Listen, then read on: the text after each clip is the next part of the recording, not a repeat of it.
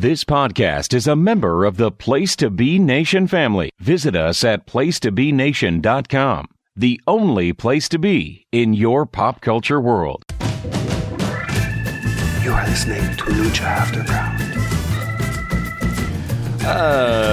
Hello, everybody. Welcome to Lucha Afterground, the premier Lucha Underground after show. My name is Max. And my name is Travis. Sorry to jump on you there. That's okay. Just that's okay. excited. Are you pumped?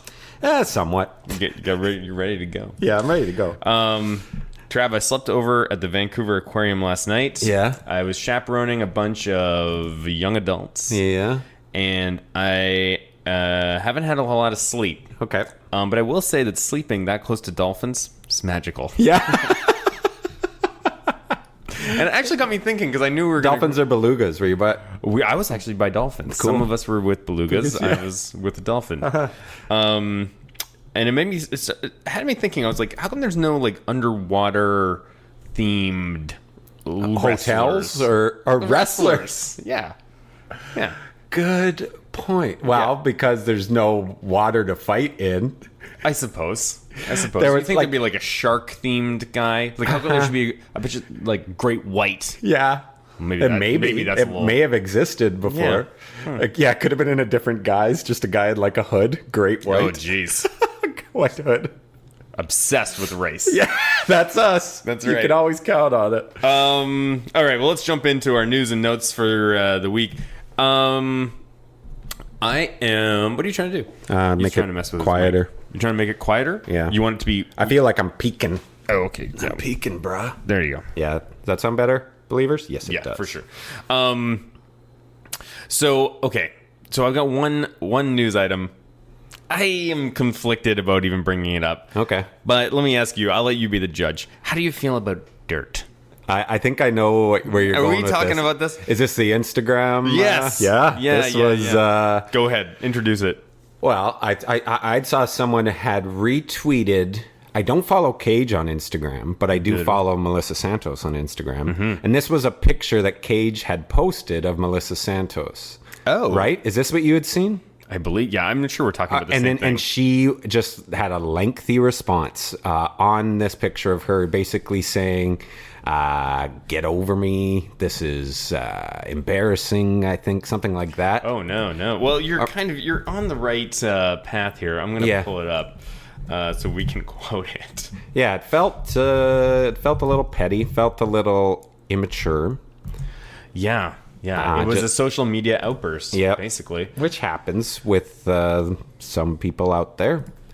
And I would expect a little more from Miss Santos. But did you find it? Yeah. Okay, so Cage posts a picture of Melissa Santos looking fine. As always. And he writes, hashtag WCW. Women Crush Wednesday. Was not aware. Yeah. Woman Crush one, also World Championship Wrestling. yes, that's what can cause a bit of confusion with. Especially when wrestlers are participating in that meme. Yeah. So Woman Crush Wednesday with one of the first photos I saw that made me see how beautiful Miss at Melissa Santos Official really is. Hashtag Queen and the Machine. And then Melissa Santos Official, just stop. Period. Then she responds, don't woman crush me anymore. Period.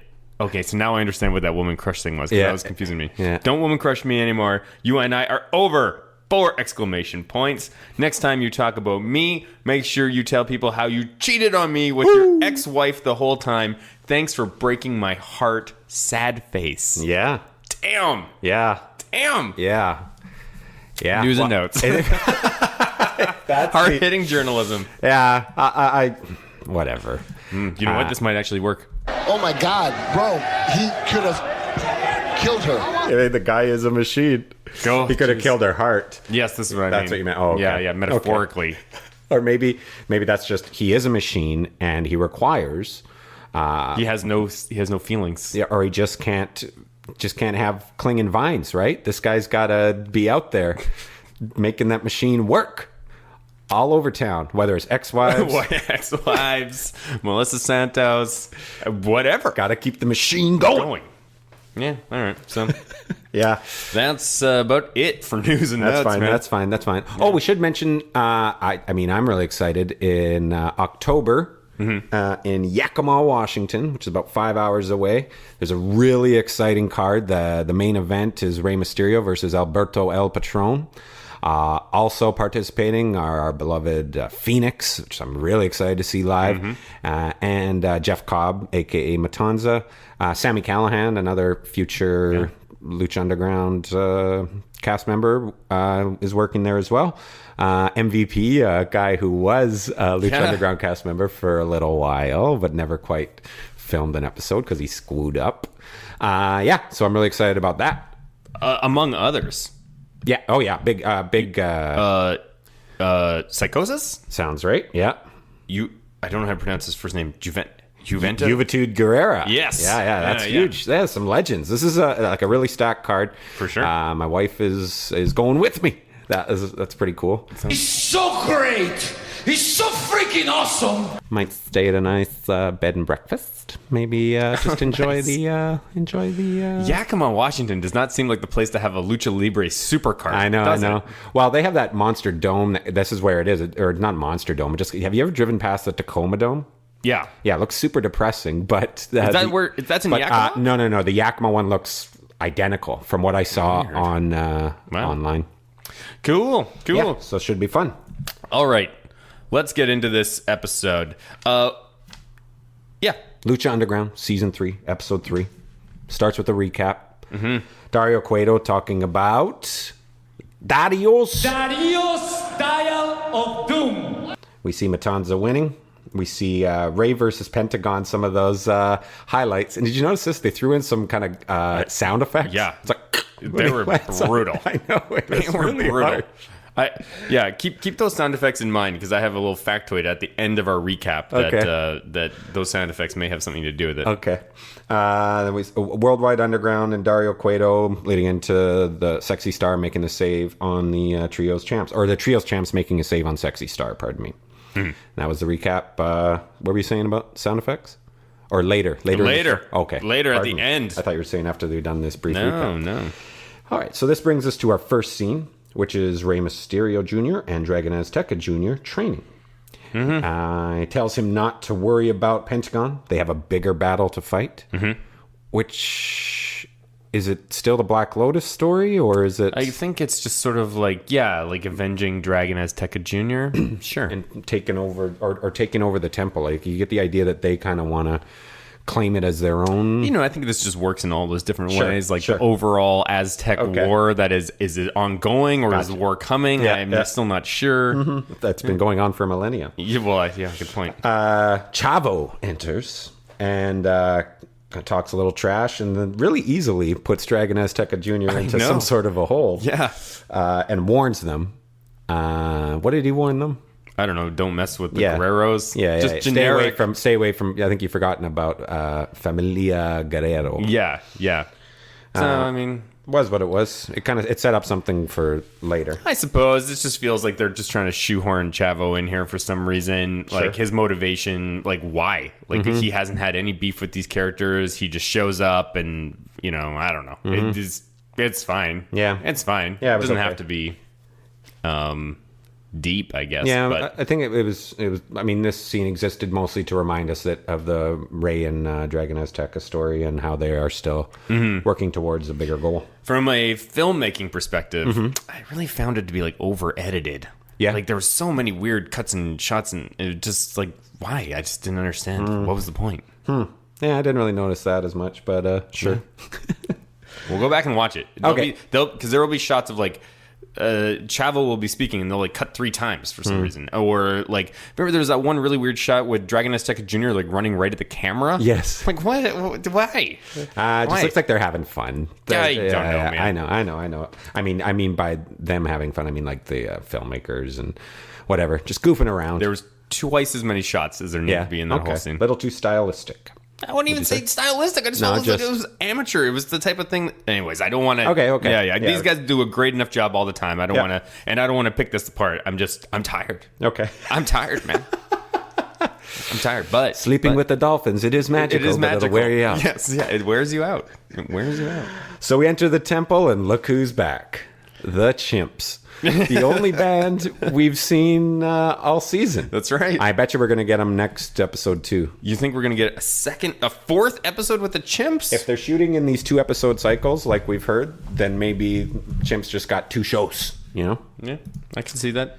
And that brings us to our latest episode of Man in the Wedge. I gotta get that wedge. A very interesting man in the wedge this week. That's right. Because everyone was standing up. I know. And you couldn't see their face. I know. Well, the one girl on the far left, you could see her face, and she will be easy to recognize in the future because she has torn jeans. Okay. I'll see if I can pull. I think we can recognize the actual man in the wedge because he looks like he kind of has longer hair, kind of a gray, kind of off-white, kind of almost messy-looking shirt.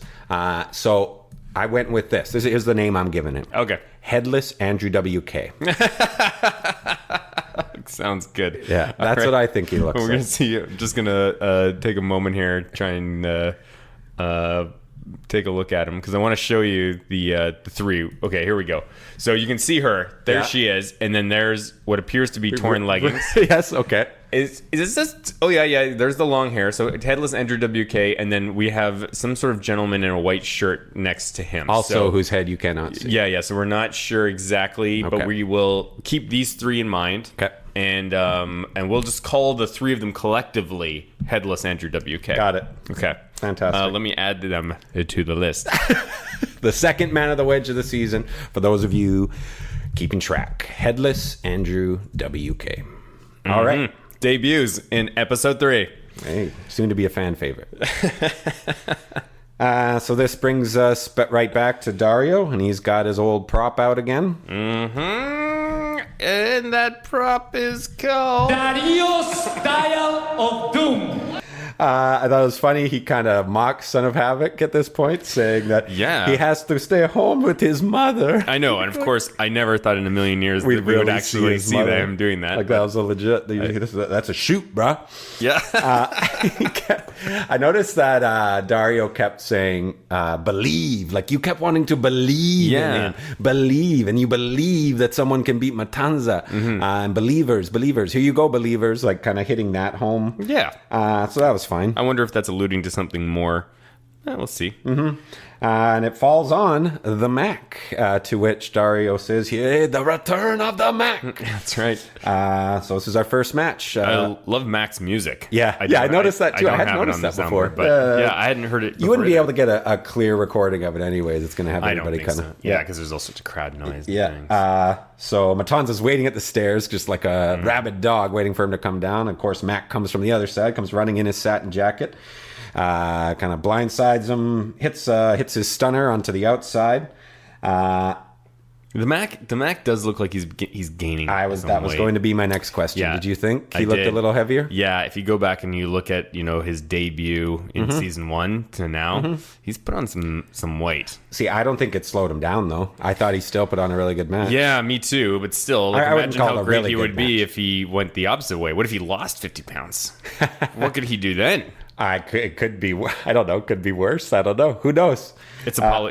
Never mind. He's always been that kind of surprisingly athletic for his build, and I don't think he looked any less athletic. But that is kind of his thing. Yeah, is being overly athletic for what you expect, exceeding expectations in terms of agility, flexibility, that type of thing. So I wouldn't want to deny him that, because if he got ripped, then he's just another guy. Yeah. But at the same time, you got I noticed it. You tighten it up a little bit. So we hear Vampire. I'm really glad you didn't put this on the. I have no new soundboard. But I think you did. You did put this one on. He was pushing. Brutal.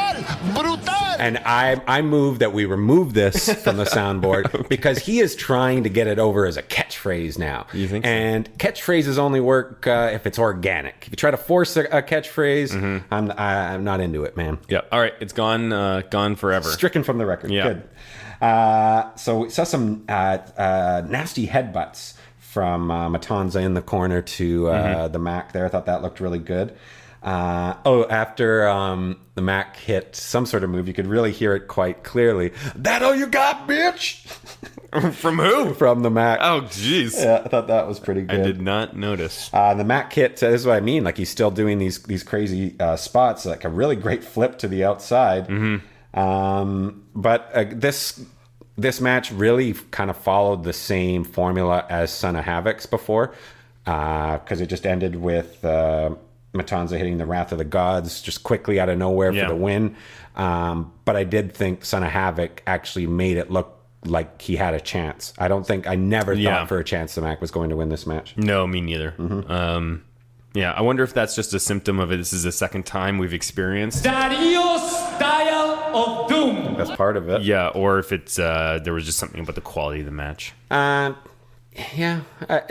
don't think they clicked as well as Son of Havoc and Matanza did earlier in the week or last week. Did you drop any snowflakes? No, not on this one. Wow, is this your first snowflake list? No, I guess There's been a couple. It was an okay match. I think it frees up the Mac to have a better storyline now, hopefully. I wonder where he will go. I guess there's so much that's going to happen. Yeah, we just don't know. 37 episodes to go. God damn. Do you think is there going to be an Ultima Lucha trace in the middle, and then an Ultima Lucha Quattro at the end of season 3? I don't know. No, 40 episodes is a long road to go. No, Okay. I don't think so. Okay, I don't know. I was just throwing it out there. I wouldn't mind seeing another Aztec Warfare for some reason. Yeah, maybe more than one of those. It would be a little easier to swallow. Right. Anything else that you think about that match? About the match, no. No? Okay. Next segment. Because the Son of Havoc watching TV with Masquerita Sagrada, just hanging out. And I was... okay, so a couple of things. When they come back from commercial break, and the exposition shot is just like highway, and it says somewhere on the open road. Yes. And then they cut to like inside someone's house. And someone's house. So that's fine. I'm totally on board. But this is telling me, and I accept this. I want to say I totally accept this. This is some kind of like mobile home. Endlessly, like a mobile. Always. Like, that's where he lives. That's where he lives. He lives on the open road. Yeah, that makes sense. I like it. You never really no one opens a door, and if it did, that'd be cool if you open it. It's like just blowing wind. I like this team. I like Me too. this, and this gives us a story for Masquerita Sagrada. Gives us a chance of him getting his so deserved revenge. I'm pretty psyched about it. I love too. I know his name is Son of Havoc, and I never thought that they would emphasize the son in that moniker. That's pretty funny. But they have gone with it. I thought about that. Yeah, they're like, if he's a son, then there must be like the mother or And Father Havoc. And they just they really went for it. There's just so much to talk about in this one segment. So what did you think of the way? Okay, let's start with the mother herself as a character. I'm on board. Yeah. Totally. Yeah, it just because that makes Havoc more endearing. Yeah, if he's got an endearing mom. If she was like somehow more like Son of Havoc-esque, like some sort of weird biker mom or something, it just wouldn't be. He wouldn't be as relatable. Right. Good. But so I was on board. I was on board with the mom. The Masquerita Sagrada fingering the camera. I mean, you were into that? Oh yeah, you were into that. Good, of course. Good. I wasn't sure. Oh yeah. I was totally into that. Son of Havoc doesn't really have a beef with Famous B, but hey.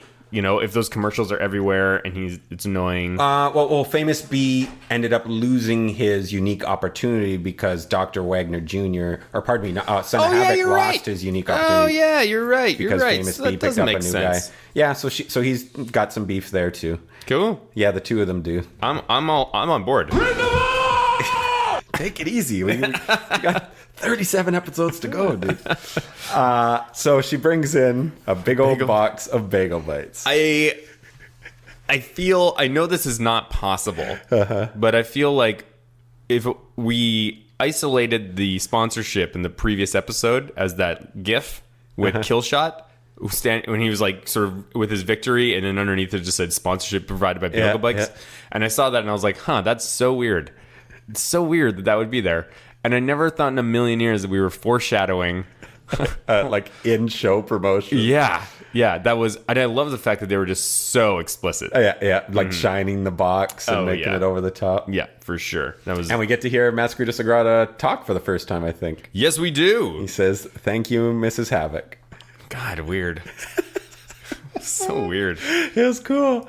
That's what I was saying. For me, it is a happy memory. I'd follow a TV show of just those two guys, like an odd couple, or like trying to get over, trying to do their day to day. Oh man, Everything. I just don't even know where to. So okay, so is this going to end with? Okay, so I guess this will be Son of Havoc versus Dr. Wagner Jr. Mm-hmm. Or Son of Havoc and Masquerade Sagrada versus Dr. Wagner Jr. and Famous B. Famous B, yeah. Famous B didn't wrestle once last season. No. Technically, he's retired. That's what it said at the beginning of season 2. We'll see. But yeah, interesting developments. It's such a funny little scene. I loved it. Are you going to put that up for best non in-ring sequence? Don't we have, like, what was that best? We have the best segments. Yeah, we do. We do have. So end of year awards is best vignette. Yep. Now that you say it, yes. Yeah. Of course. Although that one doesn't really seem like it's necessary to.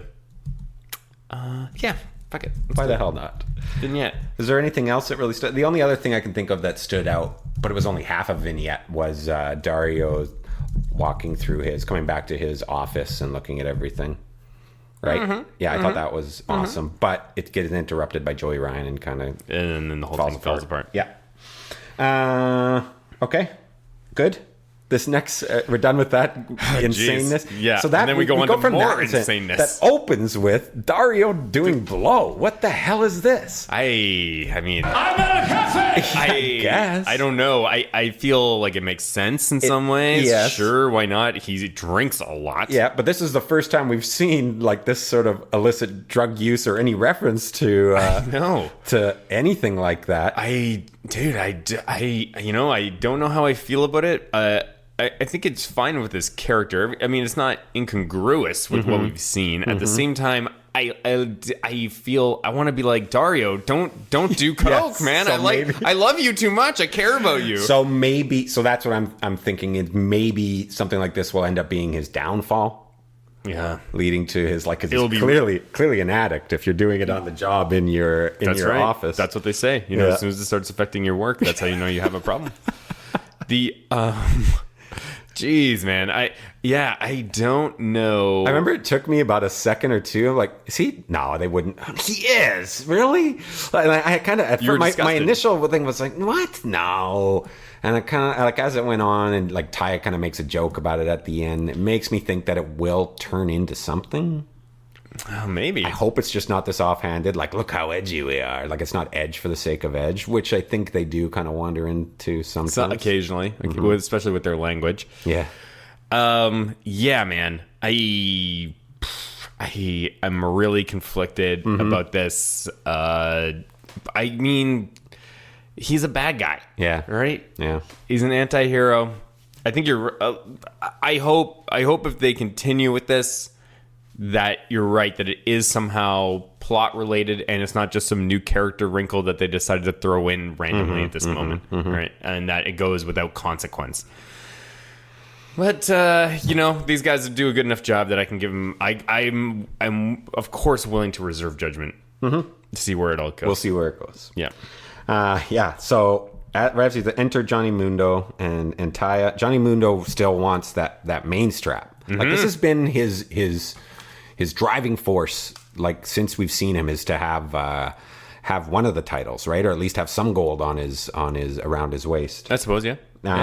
So he says he learns he's not fighting tonight, and he threatens Dario Cueto, and Taya steps up after he leaves and says she'll join the Worldwide Underground for their match against the Trios champs later in the night, and then she kind of makes a joke about you missed a little bit. his nose. Yeah. There was an interesting line in here too where she corrected Dario about PJ Black's nickname. Yeah. What he called her? He called him a werewolf, and she said he's a darewolf. That's pretty cool. Yeah. Yeah. PJ Black. Maybe he's. Yeah, they're doing a little bit more with him, I guess. We'll see. We'll see if that turns out to be anything. Yeah. So this goes on to the next match, which is Tejano versus Cage. Dario Cueto comes out. No. Should we break here? You want to take a break? This seems like a fine place for a break. Okay, so why don't we wrap up that segment, and then you can we can go back and you can edit this. No, we're not editing this week. No, okay. Sorry. So we'll be back after these words from Place to Be Nation. Promotional consideration paid for by the following. Voice of Ring of Honor's Kevin Kelly here. I want to make sure you're subscribed to all of our great feeds here at Place to Be Nation.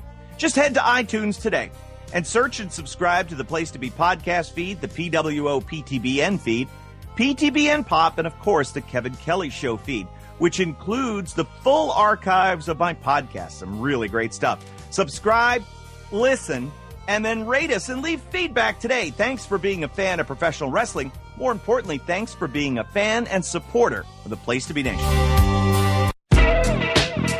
Place to Be Nation's JT Rosero here. In addition to the archives of the Kevin Kelly Show, we have a ton of great podcasts available to you on iTunes, Stitcher, Google Play, and PlaceToBeNation.com. And we now offer them to you on 2 great feeds. On the Place to Be podcast feed, you can check out Scott Friscolo and me on the Mothership, the Place to Be podcast, with our famous Vintage Vault pay-per-view reviews. PTBN also covers current day wrestling with clotheslines and headlines, main event, Mission Indy Possible, in our monthly pay-per-view reaction shows with immediate feedback on WWE, NXT, and Ring of Honor Super shows. Relive Wrestling's past with our monthly pay-per-view rewind series led by Ben Morse and the Dangerous Alliance Wrestling podcast as we dive into various subjects in the form of exercises and games. All of this in addition to Scott Keith's Podcast of Doom, which includes discussions on questions from listeners as well as current day and old school wrestling. We also have sports covered too with the Sports Lounge, the TJ McClune Show, and NBA Team Podcast. On our brand new PTB Pop podcast feed, we offer great shows such as the Glenn Butler Podcast Hour Spectacular, Rank and File, Lucha Undead, as well as a veritable podcast heaven for comics fans with the hard traveling fanboys, Sellers Points, Todd Weber's Conversation,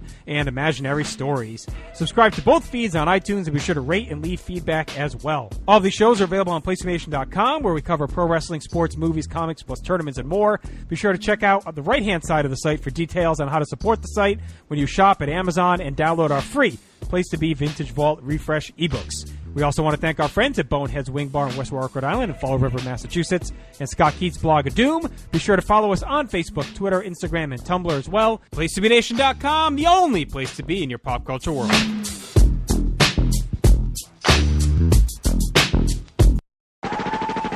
This is Parv, and I'm here to tell you to listen and subscribe to the Pro Wrestling Only Place to Be Nation podcast network. That's the PWO PTBN podcast network, where you'll find a ton of in-depth shows done by hardcore fans. We've got Chris Zellner's 1-2 punch of Exile on Bad Street, and with David Bixenspan, a smash hit Between the Sheets. We've got Wrestling Culture with Dylan Hales and Dave Musgrave, Goodwill Wrestling and the reaction shows with Good Old Will from Texas. We got This Week in Wrestling with my man Pete and Johnny Sorrow, Stephen Graham and Tim Livingston's Pro Wrestling Super Show, Tag Teams Back Again with Kelly and Marty Sleaze, and a ton of other great shows too. And of course there's Titans of Wrestling and Where the Big Boys Play with yours truly and some dude from down south called Chad. PWO PTBN Podcast Network.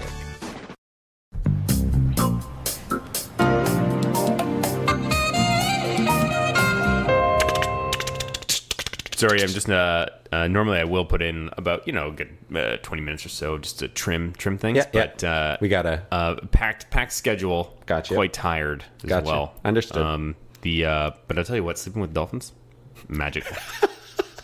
Magical. Yeah, let's mention that. Mm-hmm. All right, next match: Tejano versus Cage. Dario Cueto comes out and makes this match for an ultimate opportunity. Ultimate. Who knows what that means? But here they go. Good work early, good work throughout. These are two good guys. I really liked the psychology of this match.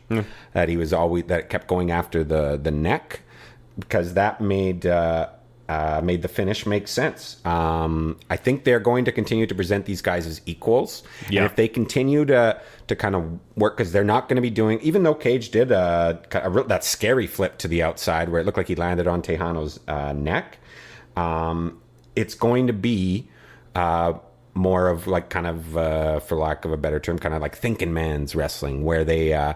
it's not as flashy, but they will be kind of having good psychology and concentrate on telling a story. I thought this was a good match. I gave it 3 stars. Whoa. Yeah. That might be a little bit much, but I think a lot of it is because they turned this into a best 3 out of 5. And clearly it's not going to be, like I said, as flashy as Drago and Aerostars from season 1. But there was still enough here to keep my interest. There was that really cool. Sorry, go ahead. Oh, I was gonna say, the best 3 out of 5, the Aerostar Drago, led to the Aerostar Drago best friendship. That's right. So is this a precursor to a Tejano Cage best friendship? We'll see. I think it depends on how this ultimate and what this thing turns out to be. That's right. I gotta tell you, man. Tejano doesn't do it for me. I can see that. He's not flashy. But he's a pro. Like this guy goes in there and he knows how to work a match. I know. I'm not gonna lie. When I saw who was competing, I was checked out. Yeah. I watched the match twice, and both times I was like, "Huh, what?" I had to keep trying to pull my attention back into it. And then when I found out it's gonna be 3 out of 5. I'm like, yeah.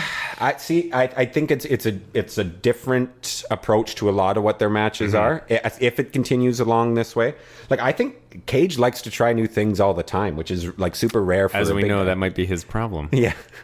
What's that? The guy is a machine, right? Miss Santos. Oh my God, bro! He could have killed her. Like I said, he wins with the discus lariat, which makes sense because they were really trying to tell the story of like he's working the neck throughout here. So Dario comes out and makes this a best out of 5. Like I said, I gave it the 3 stars, just mostly for that psychology and for the finish that matched with the psychology. Now Dario is typically, he'll offer the unique opportunity, which is usually has pretty dramatic stakes. Yep. This is the ultimate opportunity, and you'll notice that on Dario's Dial of Doom, neither one of those guys' names is listed. Okay. So is it possible that this is just something as simple as you win 3 out of 5, and now you have a championship match? With Matanza? I think it'll go a different direction. Yeah, fair enough. I hope so. Otherwise, it's a little too clean for Lucha Underground. Anything else? So you're not big on Tejano? No, not big on Tejano. I've warmed up to him. I've learned that he's one of those important kind of, one of the boys, one of the workers who goes out there and works hard, but doesn't he's not going to be doing the Phoenix or the Aerostar corkscrews or anything. And that's fine. Yep, that's fine. I just I have no reason to care about him. Well, we'll see. Hopefully, they can turn you around in these what is sure to be 5 matches. I did like how at the very end, when they found out that was going to be 3 out of 5. That Cage and Tejano, they bump fists. Yeah. They're like, all right, let's do this. Yeah, boom. I like it too. This is the kind of thing that gets me wanting to see these guys go again. Yeah, all right, fair enough. So next segment, Dario Cueto's office. He's going through the mail. He opens a box and he sees he's got a 4-tooth Get Fame t-shirt.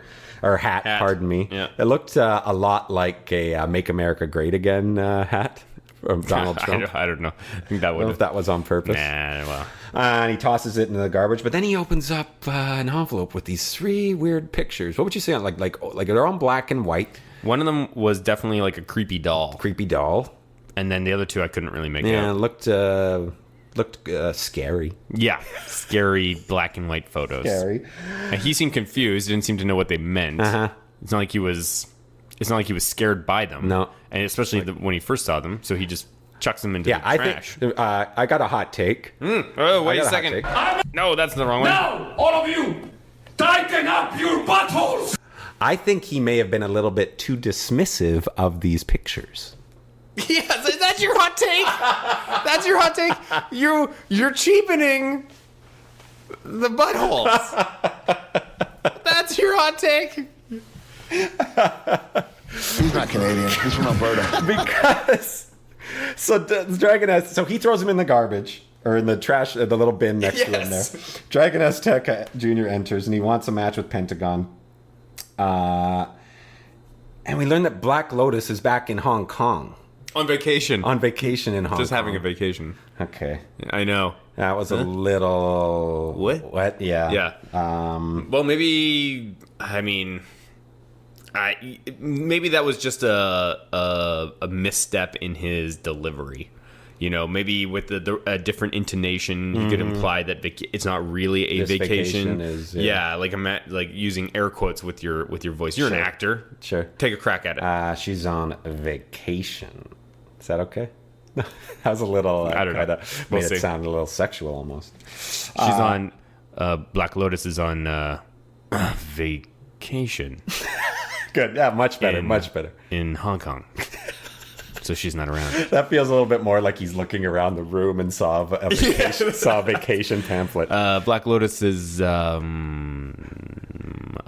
Red Bull. Is running with bulls in Spain. She is in Spain.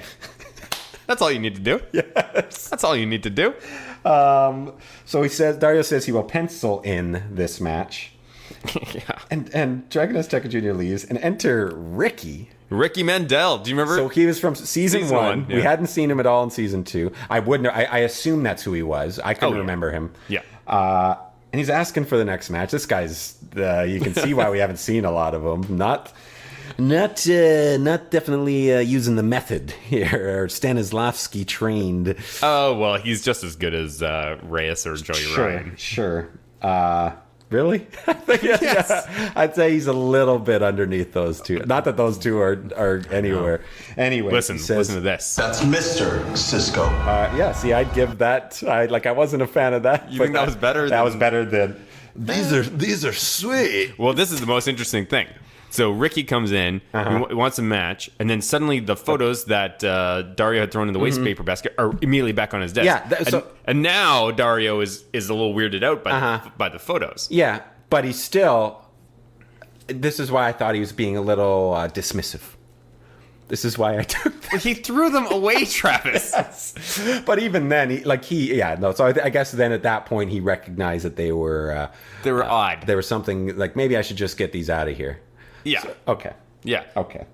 So he gives them to the guy and he says, these are sweet. So, but honestly, why would a guy think these pictures are cool? I'm so glad you asked this. Okay. Okay. So this is how you do a hot take. Now, all of you, tighten up your buttholes.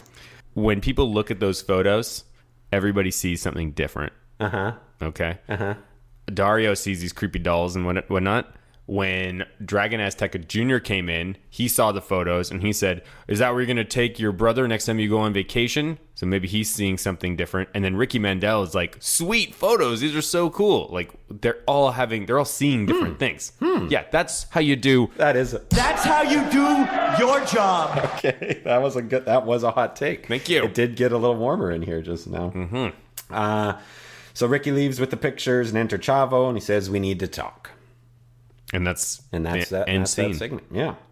Which brings us to our next match, which is Worldwide Underground, no Mundo with Taya, against Aerostar, Phoenix, and Drago. Aerostar's gear looked great. Yeah. I thought he looked awesome. I thought he stood out. I mean, Drago entered wearing the same gear he always wears, that he's been wearing from episode 1. Travis. What's that? You're mistaken. The fuck? Drago actually has worn there's variations on his gear. Yeah, when he first started, he wore blue gear, and then he had one match when he was wearing red gear. Yeah. It was one match. Hard to miss. Yes. And then when after that match, he debuted his black gear, which is the gear that we normally see him wear. Yeah. But we've seen him wear at least this like blue and white number once, which he debuted at Aztec Warfare 2. Yeah, that was great. And then there's some chatter, some internet chatter, that he may have debuted a blue and white purple number that kind of had like a crystal warrior, iridescent, underwater warrior type thing. So about 5. Yes. About 5 gears. Okay, but this one we saw here today was the black gear. Was it? Yes. It wasn't different at all? No. I think it was a little different. Are you shitting me? What about this tail he had in the back? That's always there, man. It's not always there. Yes, it is. He doesn't always have that. He always has it. Spinal column, this like dragon spinal column out the back. Listen, he came out wearing... I think this is a little different. He came out wearing full regalia, which we don't normally see, but when he gets down to business, I mean, he's black. We got it on the screen now in front of us. It looks, I think it looks a little more silvery. Wait for it. We're going to see an amazing shot of Drago here. Aerostar's gear is awesome. That's the best he's looked. I'm going to throw his nomination in for best non-Drago gear. It's funny how he should have really got it last year. Boom. That is just his standard black gear. You don't think it looks a little more metallic than usual? Yes. And I swear to God, I don't remember him having that kind of spinal column coming out of the back of his head that he fights with. It falls off in the middle of the match. Yeah. Maybe he forgot to take it off. No, that's always there.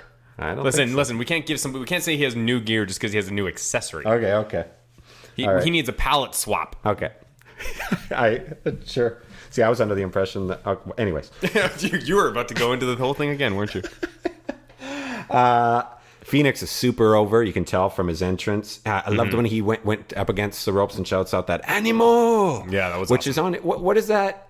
Do you know what that means? I think it means warrior or like fight or something. Okay. Yeah, it's on his like official Twitter. Hey, Twitterverse. Yeah. If anybody would like to look into that and educate us, this would be a great opportunity. You can find us on Twitter. Search for @Lucha Afterground and let us know, what does Animo mean? Thank you.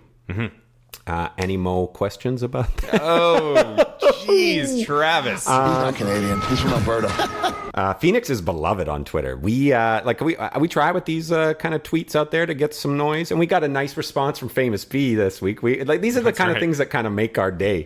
Put a spring in my step. Hands down. When we hear from Famous B, or when Phoenix retweeted us, but that got the most love out of anything we've done on Twitter. That was cool. So Jack Evans is clowning early in this match. Yes. Early and frequently throughout. Yeah. Your thoughts? So, we actually have not heard Jack Evans speak a word yet. In this whole season. This season, you're right. And it turns out that back in April, he broke his jaw had to have his jaw wired shut. Jeepers creepers. So I think what we're seeing here is them basically filming around the broken jaw situation. He is quite animated. Usually I know. It didn't work. I thought it was awful. I found it ridiculously distracting in this match. Anytime there'd be any sort of what would feel like momentum, he would kill it, and it would just be like this huge overacting and just hamming. I want to here's something for the believers. Like the devil ham kind of logo. There's an old devil ham logo that kind of has it's got like a sideways view of a devil with a beard. I want someone to there's an old devil ham devil ham, like a brand? Deviled ham. Yeah. And it has like a little devil on the side of the label on the can. I want someone to make that label with Jack Evans' face in place of the devil, because he was, long story short, I think he was hamming it up here. I thought it was that's what you're getting at. Yes. Who are you? I don't know. You're just tired. You just need to go sleep with some more dolphins. Hey, jerk. Magical. So yeah, I wasn't into Jack Evans in this match at all, regardless. So if that's your, like that little guy down there. This guy? Yeah. So we're getting distracted by double ham logos. I'm turning out. Double ham logos. I wasn't. I didn't like this match much at all. I didn't hate it. It had some great stuff, but it just never felt like it got off the ground. Agreed. I thought the best part about the whole thing was near the very end. They had PJ Black in the corner, and they were just pulling move after move. Yeah, that was great. Hurling that each was other the best into sequence it. of the match. Absolutely, yeah, hands down. And Taya had a really great splash. Maybe emphasized a little bit from a great camera angle. Yep. But yeah, no, I agree that the whole thing just seemed. I thought Taya and Drago, when they were working together, was just so. I think, like we had talked about the Mac, I think Drago a little bit looks a little slightly heavier too. Getting a little heavier. Like he just felt a little slower, especially working with Taya. But then when we saw Phoenix working with Taya, it felt bang, bang, bang. Yeah. Don't forget, Drago is Matt Stryker's favorite wrestler all time. Oh, the best wrestler working in today. the world. Yes. So this is the first. Like, I noticed. I swear to God. That tail had not been hanging out of the back, but it falls out at one point. Dude. Here's what I had hoped would have happened, like when it got kind of pulled off, that he just kind of he's just freaking out, like it's like it controls his central nervous system. Oh God. I don't know why I thought that was so funny. Like he'd just be thrashing around, and it's like. Every nerve in his body is just like firing randomly. Just making deathly sounds like the temple goes silent. Awful. He just thrashes around for a bit, then he goes silent, and he's in a coma for 20 episodes. I don't know why I think that's hilarious. You're sick, man. Yes. You got problems. So yeah, Aerostar and PJ Black finally picked up the pace. Aerostar hit that corkscrew body press, which looked great, where he just kind of bounced from one rope to the other before he hit it. PJ Black started to show some really good work in this match. I agree. He had some great springboard moonsaults. I mean, he is supposed to be famous for like the 420, 450 splash. Yeah. And I'm like, have we seen him do it once? Maybe once, I think. Yeah. But Jack Evans does a 452. Yeah, no kidding. It'd be good. Why don't you get those in stereo, man? If you want to be a good tag team, see a couple of those at the same time. Yeah. Well, they don't really do tag teams, you know. They do. Nah. They're really a trios. But there's still ways that you can incorporate these moves. I guess we'll see. We'll have a trios tournament at some point as well. Possibly. Yeah, I would imagine.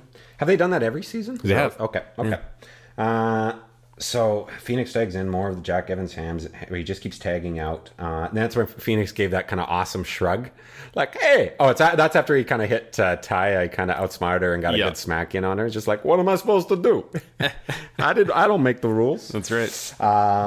Yeah, it's super entertaining. There's a really great. Now, were you entertained or were you not entertained? Because you're telling me two different things. Did you like the match? Did you not like the match? I thought I think my reaction is similar to yours, is that it had a couple great sequences, and some of the guys stepped up. Like PJ looked better. I didn't think Taya was the best in this match, aside from that splash. Did you give it any stars? No, I did not. Wow, this is a one. You've only rated one match in this whole time. Yeah, and that one I was almost considering, like, just because it was more minor. But I wanted, I think that was based more on, I've already explained that. I don't want to get past that. Yeah, I just thought the match never got going. There was this awesome Hurricane Rana from Aerostar, followed by Springboard Codebreaker for the win. Like, really great finish. Yeah. But it just never got going. Do you think that they're teasing some kind of worldwide underground rift? Yep.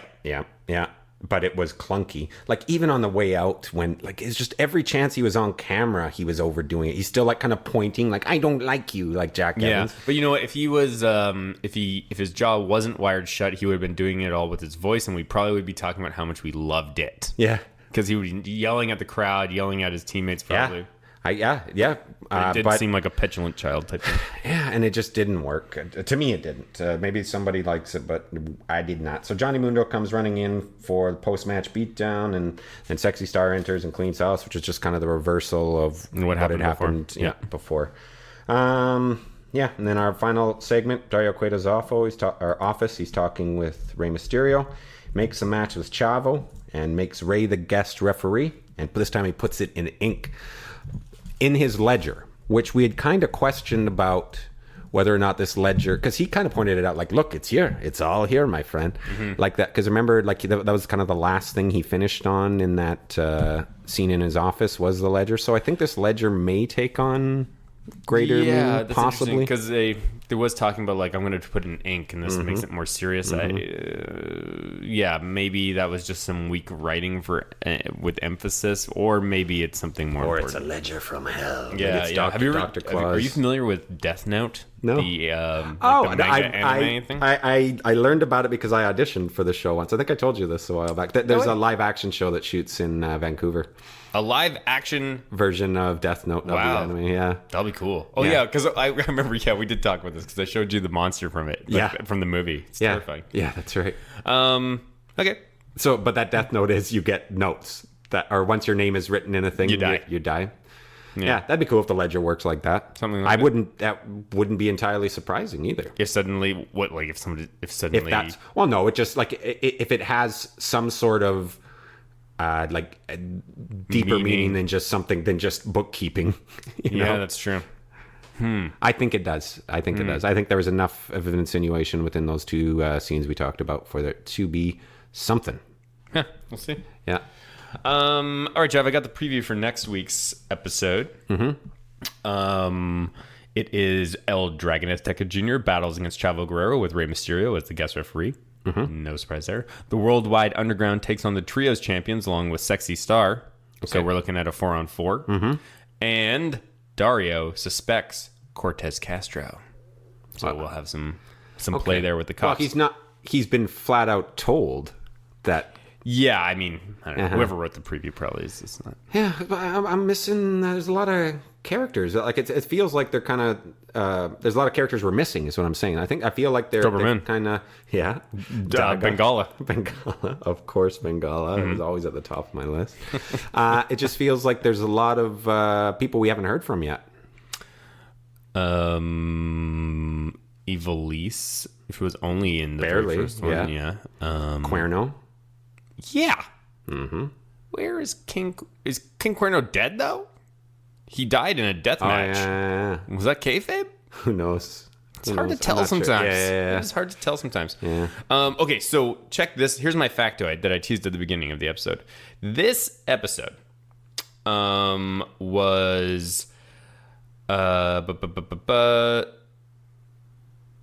TVMA. And it's not usually? Oh, no, it's usually TV 14.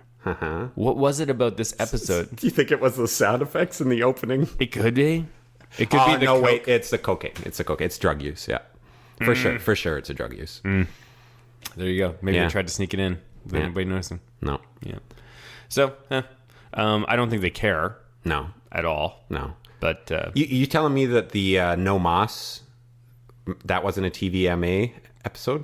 I don't know. Might have been. Like you drop an F-bomb, you got to go up to MA. I would think so. I can't tell from this. Yeah, don't worry about it. I listened to Squatchcast episode 2 with you. I loved it. Oh, good. I thought it was really, really funny. I think it's a good dynamic. Well, I wasn't sure. Was it okay? Was it okay? Because I wonder, if anybody hasn't seen that particular episode of Finding Bigfoot, would they find it entertaining? But I think you explained enough. It makes me want to watch some Finding Bigfoot. Yeah. It sound like, from what you've said about the show, it makes it sound like you wouldn't have to watch too much of it. No. It's follows a pretty it's pretty formulaic. Yeah. But we branch away from Finding Bigfoot. Oh, good. Yeah, and do more Bigfoot research. But just some of the characters that you talk about sound hilarious, like that Bobo. Oh, jeez. Sounds hysterical. So yeah, I'll be listening to that again. Cool. Thanks very much. I told you guys last week about the Stampede Territory Part 4. That's still up. Check that out on PTBN, PWO PTBN Podcast Network. Oh, I did want to mention, for those of you who are making the switch from our old location, the Lucha Afterground, which was on SoundCloud, the Place to Be podcast is not on SoundCloud. It's on Podbean, which is essentially a carbon copy, or basically the same thing. And you can find it on iTunes. But if you, because I'm still seeing, we're still getting good numbers listening to on our old feed, or at least similar numbers to what we had. But I just want to we've mentioned the change, and I just want to make sure people know that if they are relying on SoundCloud, that we will be on Podbean if you're not using iTunes. Mm-hmm. So yeah, basically, it's time to make the change. You should be subscribing to the Place to Be podcast if you search for that in iTunes, or you can find us on Podbeam. You will be able to hear our dulcet tones every Sunday morning. Yeah, there's some great stuff on there. I listen to, I like their previews and their reaction shows. Those are probably for any big pay-per-views. Mm-hmm. Those are, it's a good place to stop. There you go. As well as all the other great stuff they have on there. Whether it be PTBN or the PWO PTBN podcast network. Lots of great stuff. That's right. Cool. That's about it from us. Anything else you want to add there, Trev? No. Cool. We'll be here next week. The question is, will you join us?